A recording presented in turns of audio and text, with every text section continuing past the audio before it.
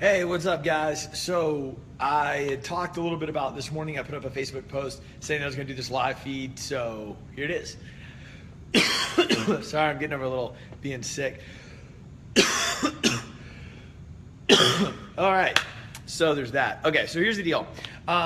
We've been getting a lot of questions in the gym about how to capitalize on fat burning and how to burn the most amount of fat while you're training. And then that usually becomes a big conversation in general, really in all of gym industries or weight loss or anything like that. Everybody wants to burn fat. And I don't think it really matters what type of training you do. Everybody wants to burn fat. Everybody wants to lose 1 pound, 5 pounds, or 100 pounds. Everybody has some type of weight loss deal that they want to do. And my goal of this video is to show you how to be productive in your weight loss, not be biased to your training program. I think that's pretty fair, meaning that I'm not going to try to convince you to come train at Strong Side, even though you should. And if you want to, just shoot me a message and you can come try out a class or a week or whatever. But my goal is not going to be to convince you to train like, let's say, do CrossFit or boot camps or go to LA Fitness. It's not my goal. Really, I want to just make it short, sweet, simple, boom. You learn how to be productive in your weight loss. As we go through this really quick, which will only take a minute, I want you to think about money. And when you do that, think about it doesn't really matter how much money you make, it matters how much money you save. So if you want to be wealthy, you should probably save the majority of your money and then do things with your money that get it to help you acquire wealth. So if you're investing it in the right options to allow you to make more money while you're not working, that sounds like a great plan, right? I'm not even a financial advisor, and that makes sense. I mean, it sounds great, right? Think about the same thing with your exercise. What are you doing during your exercise program that allows you to be the most productive when you're not training? Because I don't care how fit you are, you can work out for 1 hour a day, 2 hours a day, 3 hours a day. 3 hours a day sounds like a lot of training, right?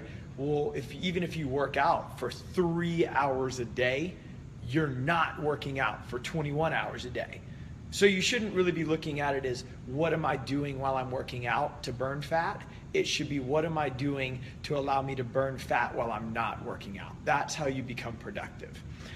So with that being kind of the intro, the first thing, or really the only big thing I want to talk about, is heart rate training. So I get that a lot. I have a lot of experience with that. I did metabolic testing for several years. Heart rate training used to be like the thing, and a lot of people still do that. So questions for the video stemmed off of people wanting to lose weight.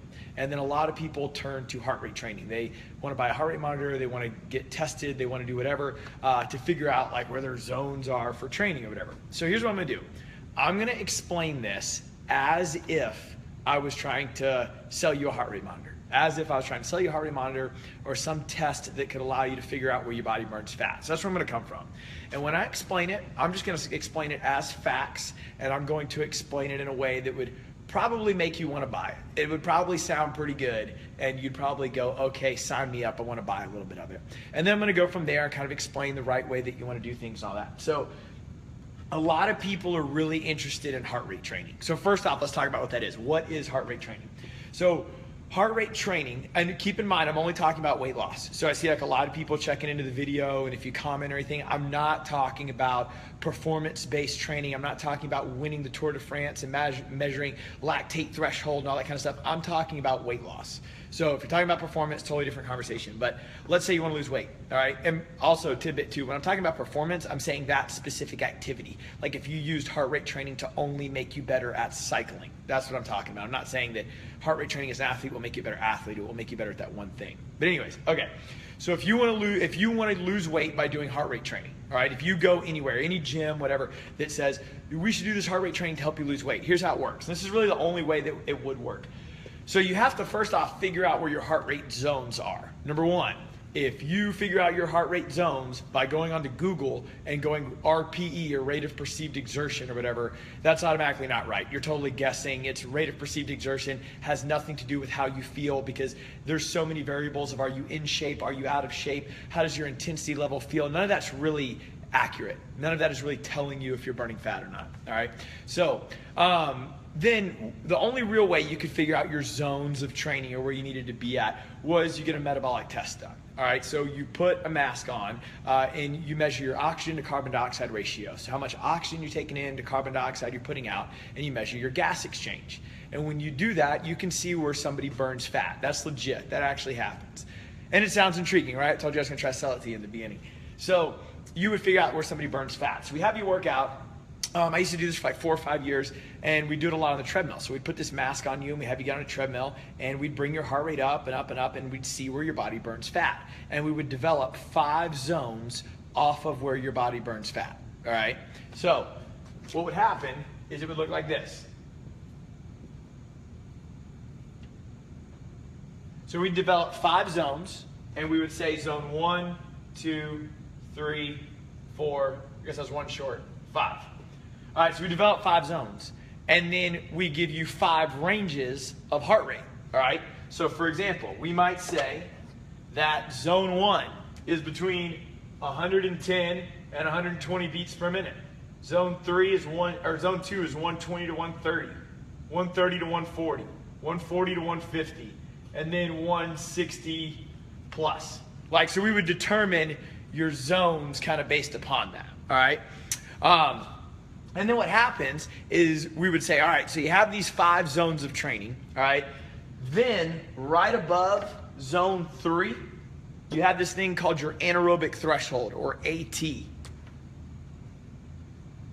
And that's where your body stops burning fat. That would be the point at which your body crosses over the threshold to where it's no longer metabolizing fat as its fuel source. All right, so it says at 140 beats per minute, you go anaerobic, and you might be burning 20 calories a minute. You might be burning 20 calories a minute. But of those 20 calories that you're burning, 0 are from fat. They're all from carbohydrates. All right, cool. You might have heard that done is like a lactate threshold, where you can sample somebody's blood while they work out, and then you can get the same data point. However, the only downside with that is when you're sampling people's blood, it's at different spots while they're exercising, where gas exchange, when you measure it that way, is a constant reading. So it is a little bit more accurate. But you find their anaerobic threshold. Then you also find their aerobic base. So for example, this was 120 beats per minute. This is their aerobic base. This is where they're burning 50% fat. So here is 0% fat. Here is 50% fat, all right? Meaning that I could burn 20 calories a minute here, but 0 from fat. I could burn 10 calories a minute here, but 5 are from fat. So I'm burning half fat versus no fat, which would mean that during exercise, I am metabolizing more fat or burning more fat here while I work out than here. So I could lose fat or lose weight quicker, all right? The overall goal with heart rate training and finding zones and stuff would be to raise this closer to this. So let's say that my aerobic base goes from 120 beats per minute to 135 beats per minute. Well, since my aerobic base is now higher and I have to work harder to get there, my thermic burn, or my core temperature, is now higher. So I'm burning more calories per minute. So at 120 beats per minute, I was burning 10 calories a minute and 5 from fat. But I raised my aerobic base, like we talked about that arrow, to 135 beats per minute, which now I'm burning 30 calories from fat, or 30 calories a minute, and 15 from fat. So you kind of see the idea there would be to raise your zone so you can burn more calories a minute and more from fat. This sounds good, doesn't it? I'm selling it, right? All right, so it raises, its goal is to raise your caloric output per minute and then raise the amount of fat that you burn. Okay, that's how that works. Here's the problem. Here's why that doesn't work, and why putting that on your radar for weight loss probably isn't going to be your best deal. Number one, all that information is correct. You can go study exercise physiology. You can read articles. That is all real information. So you can burn these calories. You can burn them from fat. Great job. All right, cool. But it's only applicable to what you got tested on. That's a huge deal. I don't care if anybody watching this loves heart rate training right now. I think it's the best thing in the world. That's fine. But backing science up with science, that's only true on what you get tested on. Meaning, we talked in the beginning, put that mask on you, have you work out, okay? So we can put that mask on you, we have you work out on a treadmill, all right?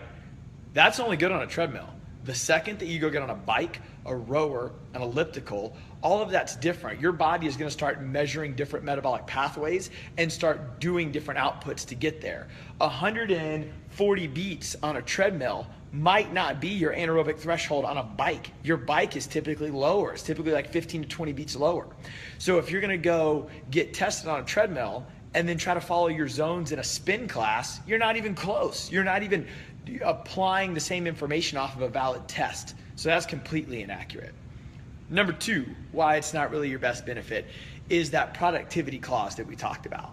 Is what you're doing during training allowing you to burn the most fat post-exercise? All right, so again, that's true. That's all good information, that when you're working out, pretending these were your zones, 140 beats per minute, you're no longer burning fat, 120 beats per minute, you're burning half fat and all that kind of stuff. That's great, that's cool. Okay, do that for 2 hours. Get on the treadmill, do a heart rate zone training workout where you're zone 1, zone 3, whatever, for an hour. All right, cool. You might burn 500 calories in an hour. There's 3,500 calories in a pound, but let's say you burn 500 calories in an hour. Great job, more power to you. And you spend it at your aerobic base, so 120 beats per minute. You're doing great, right? So you burn 500 calories in an hour. Half of those are from fat. So you're burning 250 calories from fat. Great. All right, cool. But again, if you're only using heart rate training to do that, you're only productive during that time. Think about what I talked about in the beginning of the video when I talked about money. So if you make $100,000 a year, all right, and you put into a savings account $50,000. At the end of the year, you have about $50,000, all right? And maybe a little bit on interest or whatever. What if you could take that $50,000 and use it with a more productive reason, whether that's a financial advisor or whatever, they invest it in different avenues for you, and at the end of the year, you had $250,000. In the same year, your $50,000 made you $250,000. That sounds really good, right? That's a whole lot better. So going back to those zones that we talked about, here's what you want to think about. So now there becomes the question of, all right, so that was right. All the heart rate stuff that we talked about, that's cool, but how do I become productive? You measure that in what's called EPOC. So exercise post-oxygen consumption, and it's basically my body's ability to metabolize fat after the workout. Now we're gonna start talking about the stuff that really works. So we talked about what heart rate training is, where you get that information, and it's valid information, but it's not very productive to your weight loss. So exercise post-oxygen consumption. So every time that you come in, your metabolism will be at normal. You come in, you've hung out like all day, all right? So you come in, your metabolism is here, all right? You're gonna work out. I don't care where you go. Again, what I talked about in the beginning of the video, I am not trying to sway you one way or another of where you should work out, except you should work out at strong side. But I'm not really trying to sway you on what exercise program you work out on. But you're gonna come work out, your metabolism is gonna be at normal. You will end your workout. So your group fitness class, your CrossFit class, your boot camp class, your weightlifting class, whatever.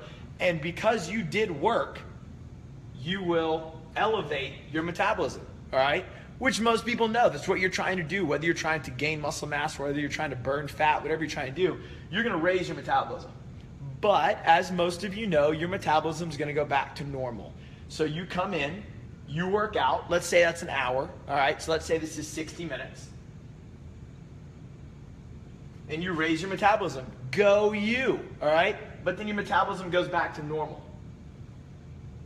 There's no way to beat that. That will happen.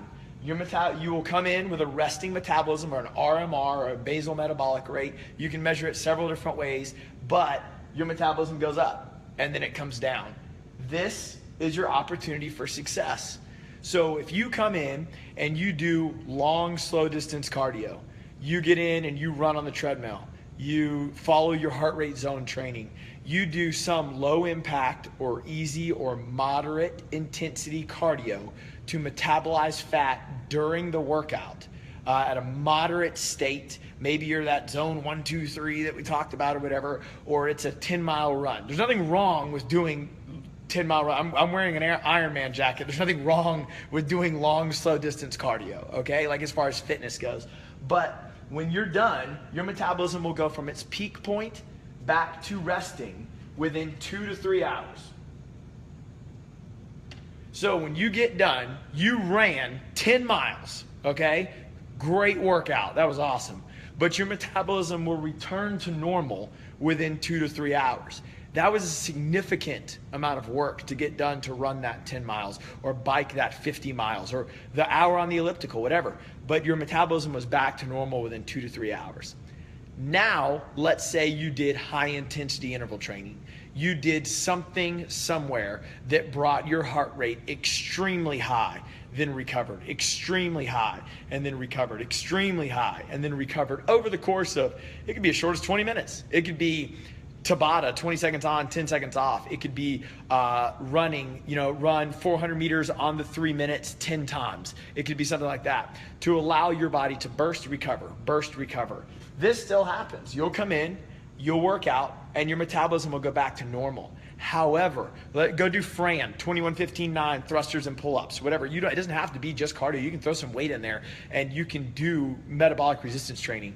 But when your heart rate or when your metabolism comes back down, this is now 36 to 72 hours. Holy cow, that is ridiculous. So I just went from having to run 10 miles to allow my metabolism only 2 to 3 hours to come back to normal versus doing high intensity interval training to allow it to come down 36 to 72 hours. Here's where it gets really cool, is that you're not gonna skip 3 days in the gym, or at least you better not. You're not in my gym, you're not skipping 3 days, but that's 72 hours, all right? So if I go up to here, the next day when I come work out, oh, that was only 24 hours, I'm here now. And then I'm gonna work out and raise my metabolism, oh, I'm only here now. And then I'm gonna work out and raise my metabolism by continuously doing that high intensity interval training. What's gonna happen is over time, that resting metabolism is now getting higher and higher and higher. For example, the average person burns 60 to 90 calories per hour that you sit. So when you go watch TV tonight, you watch it for an hour, then you're gonna burn 60 to 90 calories. Congratulations, you did nothing and burned 60 to 90 calories. All right. Now what you're trying to do is be productive. You're trying to have that money work for you or those calories work for you. What if you could sit on the same couch, watch the same TV show, and burn 200 calories an hour? Yeah, right? Okay. So when you're doing that and you're metabolizing more fat at rest, when you're not working out, you are going to lose the most weight the fastest and raise your resting metabolism better. So all these points right here start going higher and higher and higher. So no matter what you're doing, like I said, I didn't want to be biased in your training program, whether you love sprint intervals, whether you love weightlifting intervals, whatever, you could do interval weight training, you could do metabolic resistance training, you could do German volume resistance training, you can do different avenues. But what that's going to do is raise your resting metabolism up over time, and then you're going to be sitting at rest, burning more fat. That allows you, when you come work out, to burn more fat when you work out. So now your metabolic efficiency or metabolic rate is higher. Okay, cool. Blah, blah, blah. That really didn't make any sense. All right, so some of you guys that might have hit home with, and you were like, oh, I got it. Some of you guys might have questions, and I know you're commenting. Keep commenting away, but Facebook doesn't allow me to reply to that while the video's going on, and I can't change anything. So some of you guys might have questions. Totally cool. Keep hollering them out, all right? But what's going to happen is okay, so how do we take that information and then make it more applicable? All right, so let's do a picture or something like that to analyze it with. You can go to a 5K, you can go to the Peachtree Road Race, you can go to any triathlon, you can even go to an Ironman, whatever, and you're going to see people do the work that are overweight. The amount you weigh doesn't have anything to do with your ability to build tolerance in the exercise. You can tolerate a marathon and be 50 pounds overweight. You can tolerate long, slow distance cardio no matter what your weight limit is or how much you weigh is. But that doesn't mean you're going to lose any fat. There is plenty of overweight people that work really hard in the gym every single day. There's plenty of overweight people that bust their butt on a treadmill. There's plenty of overweight people that do their first triathlon, that run marathons, and you'll see people cross the finish line that are really thin. You can see people that cross the finish line that are really overweight. You're like, how is this happening? It's kind of the same thing we talk about with heart rate zone training. What's happening is you're only working out in those low, slow distance areas, and you're not really metabolizing. I mean, you're burning a lot of fat while you're working out, but not during the time you're not working out, which is significantly more than the time you are working out. But then, when's the last time you saw an overweight sprinter? You've never seen an overweight sprinter. You've never gone to a track meet and gone, wow, that dude who won was 40 pounds overweight. Never.